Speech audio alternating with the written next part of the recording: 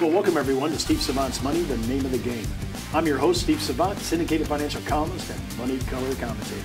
On today's show, tax deductible qualified plans, part 3 in our series on end of the year tax planning with author, speaker, and nationally recognized captive insurance companies expert, Wes Sierk. Welcome to the third segment, Wes.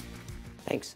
Well, ERISA, you either love her or you hate her, right? It's just, let's talk about the good, let's do the easy one now. You know, there's defined benefit plans, and then there's defined contribution plans. Why don't you give us a little yin and yang so that we all know what we're talking about? Not too many defined benefit plans left, but yes. But I actually see defined benefit plans on the rise, and they probably should be. But basically, the difference is defined contribution plans, either the employer defines what's going in or the employee defines what's going in. You don't know what you're going to get on the back end. A defined benefit, as it says, defines the benefit you get. So if you're saying we need a certain amount to pull out of this, then the amount you put in every single year will vary up and down based on that benefit. So one, you're fixing what you put in every single year. What you get out, you don't know. Or you're defining the benefit that comes out of it, and what you put in will be variable on a year-to-year basis. Okay, so most Americans now, according to Wall Street Journal, most Americans do not have a defined benefit plan. Correct. Now, the ones that do, all federal and state government workers and the military. Okay, and then this is just a little small complaint. I don't understand why guys like me and you, who are defined contribution plan contributors, which, again, you said our future benefit isn't defined, have to pay a defined benefit that the government workers get. I don't understand how taxpayers can foot that bill when we're on the other side of this issue. So, okay, that was just my complaint. And let the Freedom Caucus take this clip and just run it. This is for you, Meadows, Congressman Meadows. Yes, because I'm really tired of us supporting these things that we don't even get. So let's say I have a 401k offered at my business. And furthermore, it wasn't in 2008, after the meltdown, a lot of employers said, I can't match anything. It's just been too brutal. But now it's starting to come back where people are matching again. All right, so if I have a match, shouldn't I take? That's free money. Yeah. So no matter what else I do, that I should take. If you put in 3% and they put in 3% for you, they match it, you're getting 100% return on your money. I have people that are freaked out by the market, and they just put it in a money market fund. They don't care. They may double their money without doing anything. They will, yeah. Okay, so that's a good one. Never turn down free money. Never turn down free money. Well, that brings me to my second question, though, doctor of taxes. What if I have most of Americans that are doing contributions to a 401k, they are really not in a very high blended tax bracket. By the time they take their deductions, exemptions, any tax credits, they might be in the blended bracket, the blended effective bracket, between 18 and 20%. Is it worth it to tie this money up, come under the ERISA canopy of rules and regulations, right? Is it worth it when I'm really probably only paying I'm only saving 18 to 20% of my contributions and losing my basis? I have no basis in this now. And then in the future, not only have my qualified plan taxed completely, but also included in Social Security tax. I wonder about that. Yeah. And I kind of agree with you. I have a chapter in my book, and I say that retirement plans are meant to pay for the government's retirement, not yours. And I go through a whole example about somebody who puts 10 years into an IRA, and they've saved a certain amount of money, and they never put any money in. Everyone's seen that chart, how much money they're going to have. But if they just pulled out interest and never dipped into principal, they will pay more money in taxes in the first 2.8 years than they save the entire time they put the money in the plan. So the deduction is pretty much not worth it. Yeah, I mean, I would make that argument that that you would be better off. You know, talk to your employer about putting in a Roth 401k, a Roth component to the 401k, pay a little bit of taxes now to basically get all your money tax-free in the future. You know, it's that whole, would you rather pay tax on the seed or pay tax on the harvest? If you can pay tax just on the seed when it isn't worth anything and you get the harvest tax-free, you know, it's much better. And then you get into the whole Medicare testing and everything else. And I think there's a lot of reasons people should rethink the way they do their retirement plans. Well, I'm with you on this one, Wes. I'm revolutionary when it comes to approaching ERISA. if I'm getting free money, I'm taking it, I'll do that. If my employer's willing to match 3% in your example, I'm doing it.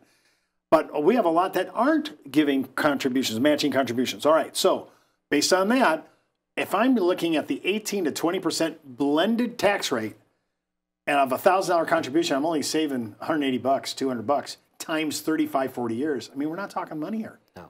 So I really think we need to rethink our total strategy based on the net. You know, we talk about nominal rate of return. Now we're talking about the real rate of return or the real take-home money. That, to me, is a big issue. And you've been a big proponent of Roths for years. Oh, yeah. And preaching those. But, I mean, I think that's anyone that's under 50 years old should be looking at that versus the traditional retirement plans. I really believe Unless that. you're a business owner. Unless you're a business owner, because then there's some issues there. And remember, you know, converting later on, it depends upon the cost, it depends upon what bracket I'm in.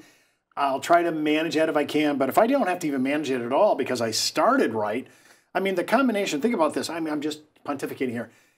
The HSA, Health Savings Account, you will always use this money. You'll have either sickness, you'll have premiums to pay, it's deductible, and it comes out free for those qualified spending issues.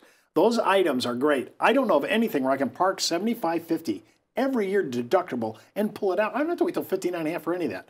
So that and Roths, even cash value life insurance, even reverse mortgages, none of those four generate ordinary income tax and they don't show up on the provisional income test for Social Security. So yeah, I own a business. I have a bunch of employees. We have a 401k for the employees. We match for those employees.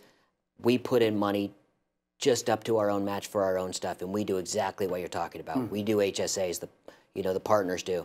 We have our own insurance company, but you know, we're also, you know, huge proponents of cash value life insurance. I would much rather grow my money there than my belief with $20 trillion deficit that even if they lower interest rates or tax rates today, they will go up at some point in the future. There's no way to pay that off without it. Yeah, sooner or later we're going to pay the piper. And even though I don't want to pay any more taxes than I have to, and I'm all into tax cuts, I don't know how we can do that because we've already spent into the future. I think we need to really attend to that. I'm sorry to say, and that I wasn't that much of a.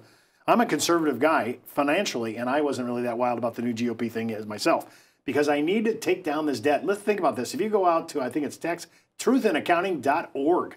That place is, you know, I think it's the Freedom Cog or whatever it is, $20 trillion in debt and $80 trillion in federal and state and military obligations for pensions. Yeah, which we don't have.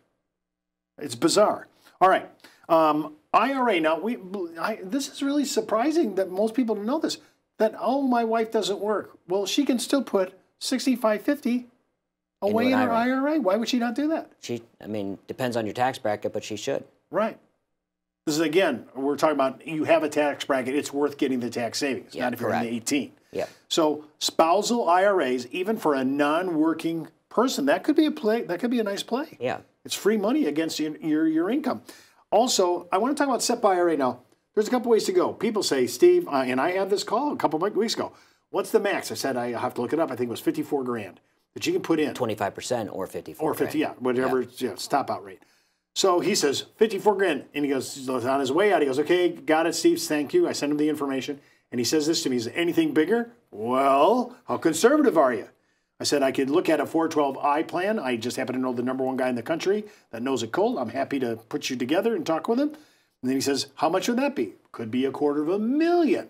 And then he says, do you need more than that? And I goes, if you will install living benefits, I got another person I could talk to you that could make that number. So his number went from $54,000. That's what he thought he only could do, right? In his cap, right? No more than 24. Yep. Or he could have went to the 412I plan, which would give him a huge, that's a fine benefit plan, big. But there was another one even bigger with living benefits attached to it. Benefit-focused. Benefit-focused plan. I mean, there's games to be played here if you know the right people. We just did that with a client, and he said 48 years old, making $3.5 million a year, maxed out on his defined benefit plan because he overfunded it. And he's like, "Is there anything I can do?" I'm like, "Well, we're talking about living benefits. Let's look at a benefit-focused plan." And he was able to get extra $1 million into his plan. So yeah, they're for the right people. They make all the sense in the world. Okay, so there's ways to play here. We could be going from $65.50 in a normal IRA, jump to a SEP IRA at $54,000 or 25%, which is better, maybe a 412I to get you into the $250,000 or millions. Millions of dollars. Let's say that you have living parents. You have your own business. You put your parents on salary. Well, now they're eligible for retirement benefits. How much do you think you would have to put away to give a defined benefit to a 75-year-old? Not much. That's yeah. Basically they have 5 years to right. do that. I mean, you're talking about huge benefits with those plans. You can. Wes, I love talking to guys like you because you guys are gaming the system. I mean, in the most legit and legal way. And we just don't know about these things. Like you said, we're unpeeling the tax code daily, looking at the deeper subsets of the code that are really for the benefit, if we understand it, benefit for our clients. Well, listen, we got to go. Don't forget to watch our next segment on tax management during retirement that creates cash flow. Part 4 in our series on our end-of-the-year tax planning. And keep in mind, before moving forward with any of the ideas on our show, always check with your tax consultant, legal counsel, financial advisor. You've been watching Steve Savant's Money, the name of the game.